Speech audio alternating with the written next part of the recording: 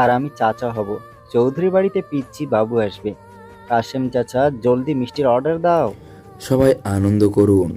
তবে আমার কিছু করার নির্দেশ আছে। আরোহী এখন খুব নরম সময় পার করছে। ওকে একদম কোনো ভারী কাজ করতে দেওয়া যাবে না। কোনো রকম মানসিক চাপ বা ধকল নেওয়া চলবে না। আর ওর পুষ্টি ও যত্নের দিকে 24 ঘন্টা খেয়াল রাখতে হবে। বিশেষ করে জীবনকে এটা বেশি দেখতে হবে। ডাক্তারবাবু শেষ কথাগুলো শুনতেই জীবনের মাথায় যেন আনন্দের এক মহা বিস্ফোরণ ঘটল। সে এতক্ষণ দরজার কাছে পাথরের মতো দাঁড়িয়ে কথাগুলো শুনছিল। বাবা হওয়ায় তীব্র অনুভূতি ও আরোহীর প্রতি ভালোবাসা তাকে যেন এক মুহূর্তে এক নতুন মানুষ বানিয়ে দিল। সে আর এক সেকেন্ডও অপেক্ষা না করে পাগলের মতো ছুটে আরোহীর বিছানার পাশে চলে গেল। জীবন আরোহীর পাশে বিছানায় বসে ওনার দুই হাত নিজের গালে চেপে ধরে চোখে আনন্দের অশ্রু নিয়ে। আরোহী, তুমি শুনছো আরোহী? ডাক্তার দাদু কি বলে গেলেন? তুমি আমাদের ভালোবাসার শ্রেষ্ঠ উপহার দিতে চলেছো। আরোহী ততক্ষণে পুরোপুরি জ্ঞান ফিরে এসেছে। সে লাজুক আর আবেগ ঘন চোখে জীবনের দিকে তাকিয়ে মৃদু হেসে, হ্যাঁ জীবন, আমি শুনেছি। আমি বিশ্বাসই করতে পারছি না আমি মা হতে চলেছি, আর আমার এই গম্ভীর বরটা বাবা হতে চলেছে। জীবন আরোহীর কপালে একের পর এক অসংখ্য ভালোবাসার চুমু এঁকে দিয়ে অত্যন্ত আবেগী কণ্ঠে, থ্যাংক ইউ আরোহী, থ্যাংক ইউ আমার জীবনে আসার জন্য। আজ থেকে তোমার কোনো কাজ নেই, তুমি শুধু রেস্টে থাকবা। আজ থেকে তোমার 24 ঘন্টার চিল্ড অ্যান্ড কেয়ারটেকার, কুক আর ড্রাইভার হলো এই জীবন চৌধুরী। তোমার পায়ে আমি একটুও ধুলো লাগতে দেব না। এত পাগলামি করতে হবে না চৌধুরী সাহেব। ডাক্তারবাবু কিন্তু কোনো কাজ করতে নিষেধ করেছে, বরের এত ভালোবাসা নিতে তো নিষেধ করেননি। জীবন আর আরোহীর এই মিষ্টি রোমান্টিক কথোপকথন ঘরের দরজায় দাঁড়িয়ে পুরো পরিবার দেখছিল। সালমা চৌধুরী আর রেহানা চৌধুরী আনন্দের চোখে আঁচল চেপে হাসছেন। দেখছো রেহানা, আমার ছেলেটা এখন থেকেই বউয়ের পাহারাদার হয়ে গেছে। আমাদের নাকি আর ওনার যত্ন নিতে হবে না। ভাতিজা আমার এক কাঠি উপরে। তা জীবন, অফিসের জাপানি প্রজেক্ট এখন কে সামলাবে শুনি? নাকি সব ছুটি নিয়ে বউয়ের পাশে বসে থাকবে?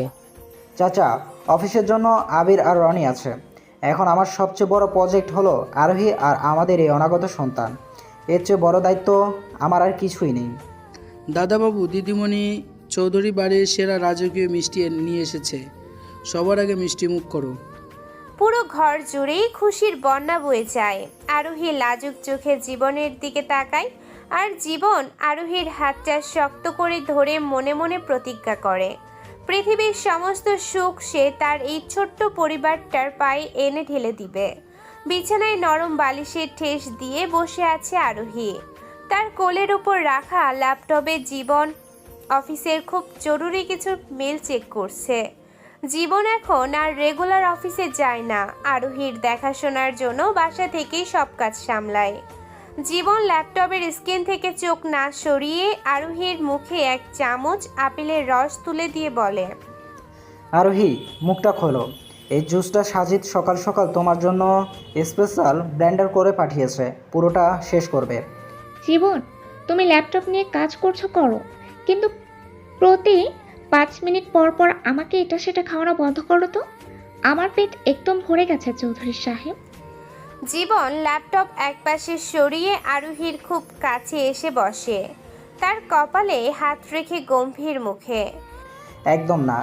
ডাক্তার জামানুদ্দিন দাদু কি বলে গেছেন মনে নেই? নো অবহেলা। আমার অফিসের জার্মানি প্রজেক্টটা যেমন ইম্পর্ট্যান্ট, আমার বউ আর বাচ্চার হেলথ আর তার চেয়ে 1000 গুণ বেশি ইম্পর্ট্যান্ট। ল্যাপটপে কাজ করছি বলে ভেবো না আমার চোখ তোমার উপরে নেই। এমন সময় দরজায় নক করে একে একে বাড়ির সদস্যরা ঘরে ঢুকতে শুরু করেন। চৌধুরী বাড়ির এই ঘরটা যেন এখন একটা ভালোবাসার আড্ডাখানা। আরোহী মা, এই যে কেশর দেওয়া গরম দুধটা খেয়ে নাও তো। কুলসুমকে দিয়ে নিচে দাঁড়িয়ে থেকে বানিয়ে আনলাম। বড়াপা, দুধটা একটু পরে দাও। এইমাত্র শফিক আর রফিক ভাই বাজার থেকে একদম তাজা ডালিম কিনে আনলো। কাশিম ভাই সেটা ছাড়াচ্ছে, আগে ডালিমের রসটা খাক। আমার লক্ষ্মী দিদিমণিটা, তোরা কেউ আমার নাত বউকে বেশি জ্বালাতন করিস না তো, ও এখন শুধু শান্তিতে থাকবে। আপু, দাদিমা ঠিক বলেছে। আজ থেকে আমি তোমাকে প্রতিদিন একটা করে সুন্দর গল্প পড়ে শোনাবো, যাতে আমাদের ভাগ্নে বা ভাগ্নি খুব বুদ্ধিমান হয়। আর আমি প্রতিদিন বিকেলে ভাবিকে বাগানের তাজা বাতাসে হুইল চেয়ারে করে ঘুরিয়ে আনবো। ভাইয়া তখন ল্যাপটপে মিটিং করুক, নো প্রবলেম। সবাই যখন খাবার আর ভালোবাসার আবদার শেষ করে যার যার কাজে নিজে নেমে গেল, তখন ঘরটা আবার নিঝুম হয়ে এলো। আরোহী জানালার দিকে তাকিয়ে রইল, তার চোখ বেয়ে আনন্দের দুফোঁটা জল গড়িয়ে পড়ল। জীবন ল্যাপটপ বন্ধ করে আরোহীর পাশে এসে বসলো এবং তার চোখের জল মুছে দিল। কি হলো আরোহী, কাঁদছো কেন? কোথাও কোনো কষ্ট হচ্ছে? আমি কি ডাক্তার দাদুকে ফোন করব? না জীবন, কোনো কষ্ট নেই। এই কান্নাটা সুখের কান্না। আমি জানালার বাইরে তাকিয়ে ভাবছিলাম আমি কতটা ভাগ্যবতী। ভাগ্যবতী কেন, আমার পাগলি বউ? আমার মতো একটা সাধারণ চঞ্চল মেয়ে যে সারাক্ষণ শুধু রোমান্স আর পাগলামি বোঝে, সে তোমার মতো একজন দায়িত্বশীল কেয়ারিং জীবনসঙ্গী পেয়েছে। তুমি নিজের এত বড় অফিস ফেলে সারাক্ষণ ল্যাপটপ নিয়ে আমার পাশে বসে থাকো, আর এই চৌধুরী বাড়ির মানুষগুলো, মা, চাচি, দাদিমা, সাজিদ, তানিয়া, সবাই যেভাবে আমাকে প্রতিনিয়ত ভালোবাসার চাদরে আগলে রাখছে, আমার মনে হয় পৃথিবীর সব সুখ আল্লাহ আমার এই এক জীবনেই লিখে দিয়েছেন। তুমি সাধারণ নও আরোহী, তুমি আমার এই চৌধুরী বাড়ির প্রাণ। তুমি আমার চাচাতো বোন থেকে আমার বউ হয়েছো, আর এখন আমার বাচ্চার মা হতে চলেছ। তোমার যত্ন নেওয়া তো আমাদের সৌভাগ্য। সারা জীবন এভাবেই তোমাকে রানীর মতো আগলে রাখবো, প্রমিস। জানালার বাইরে বিকেলেই সোনার রোদ এসে পড়ে এই সুখী দম্পতির ওপর, আর আরোহী পরম শান্তিতে বরের বুকে চোখ বুঝে পৃথিবীর সবচেয়ে সুখী নারী হিসেবে নিজেকে আবিষ্কার করে। সময় দ্রুত বয়ে গেছে। আরোহীর গর্ভাবস্থার এখন শেষ মাস চলছে।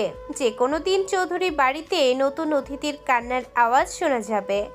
আরোহীর পেটটা বেশ বড় হয়েছে, হাঁটতে চলতে তার বেশ কষ্ট হয়। জীবন এখন এক মুহূর্তের জন্য আরোহীর পাশ থেকে নড়ে না। বিছানার পাশে ওষুধের ফাইল আর রুটিন চার্ট সাজানো। আরোহী, বিকেল 4টা বেজে গেছে, এ নাও তোমার ক্যালসিয়াম আর আয়রন ট্যাবলেট। একদম ফাঁকি দেবে না, পুরো জলটা শেষ করব। উফ জীবন, তুমি যেভাবে টাইম ধরে ওষুধ খাওয়াও, হাসপাতালে করা নার্সও বোধ হয় এত নিয়ম মানে না। একটু কি ছাড় দেওয়া যায় না চৌধুরী সাহেব? একদম না, নো রিল্যাকশন।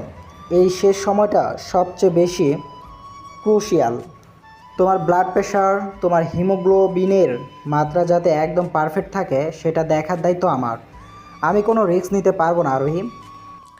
আরোহী জীবনের চিন্তিত ও গম্ভীর মুখের দিকে তাকিয়ে মনে মনে এক অদ্ভুত শান্তি পায়।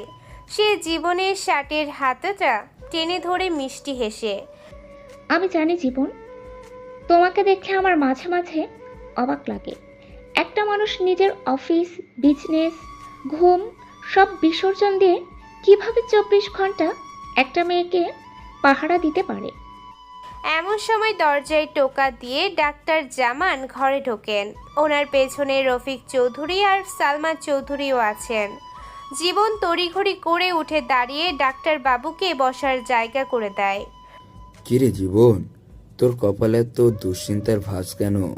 পেশেন্ট তো আমার আরোহী মা, কিন্তু তোকে দেখে মনে হচ্ছে তুই নিজেই অসুস্থ হয়ে যাবি। ডাক্তার সাহেব, আপনি ঠিকই বলেছেন। জীবনে দেখলে মনে হয় না ও নিজেই এখন চৌধুরী কোম্পানির এমডি পদ ছেড়ে আরোহীর ফুল টাইম পার্সোনাল ডক্টর হয়ে গেছে। ওর সিরিয়াসনেস দেখে আমরাই মাঝে মাঝে অবাক হয়ে যাই ভাই। আর ওই রাতে একটু এপাশ ওপাশ করলে জীবন ধরপড় করে উঠে বসে পড়ে, নিজের হাতে ওর সব খাবার আর পণ্য মুখে তুলে দেয়। ভেরি গুড জীবন, তোমার এই কেয়ারিং স্বভাবের জন্যই আরোহী প্যারামিটার্স একদম চমৎকার আছে। ডেলিভারি ডেট তো একদম ঘাড়ের ওপর, যে কোনো সময় লেবার পেন উঠতে পারে। সাজিদকে বলো গাড়ি যেন সবসময় গ্যারেজে ফুল ট্যাঙ্কি তেল রোধ করে রাখে।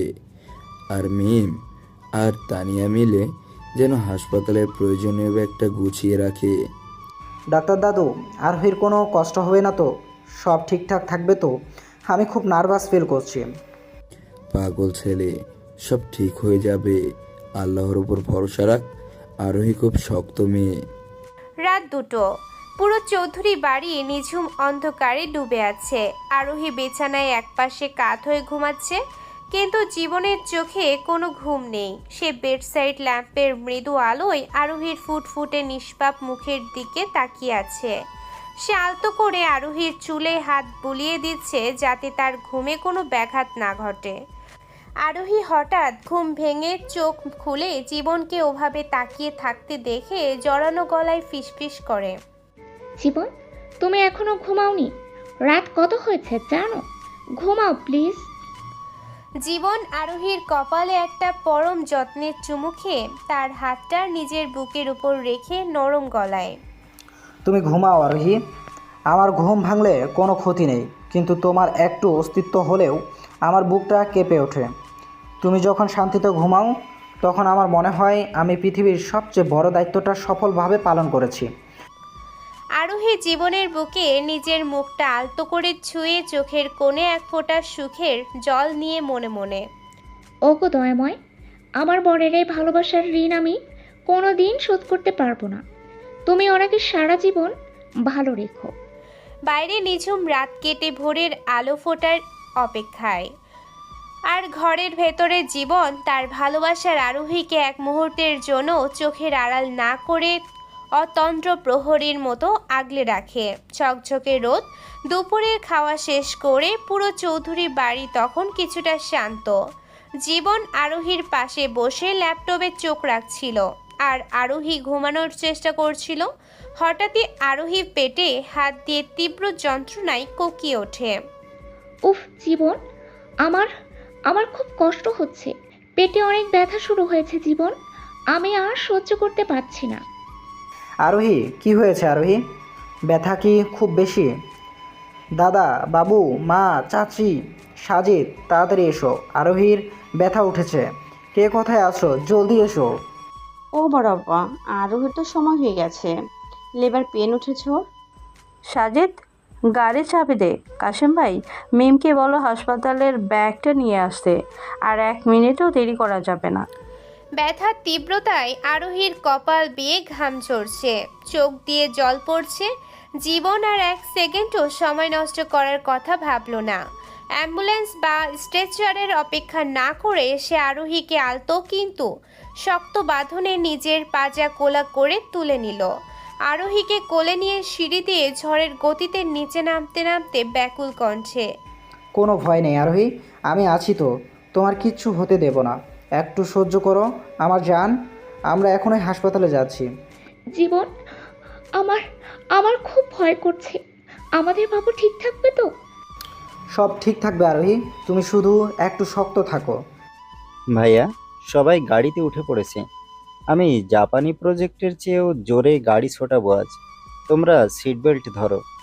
সাজিদ, সাবধানে কিন্তু, যত দ্রুত সম্ভব হসপিটালে চল। আমি ডাক্তার জামানকে ফোন করে দিয়েছি, ওনারা ওটি রেডি রাখছেন। কালো অজি গাড়িটা শহরের ট্রাফিক গলিয়ে ঝড়ের গতিতে হাসপাতালের দিকে ছুটে চলেছে। গাড়ির ভেতরে চরম উত্তেজনা আর উৎকণ্ঠা। পেছনের সিটে সালমা চৌধুরীর কোলে আরোহীর মাথা, আর জীবন আরোহীর হাতটা নিজের বুকের সাথে চেপে ধরে এক হাত দিয়ে ওর কপালের ঘাম মুছে দিচ্ছে। মিম পাশ থেকে আরোহীকে হাওয়া করছে। ইয়া মাবুদ, আমার মেয়েটাকে তুমি সহি সালামতে রক্ষা করো। চৌধুরী বাড়ির নতুন অতিথিকে তুমি দুনিয়াতে সুস্থভাবে আনো আল্লাহ।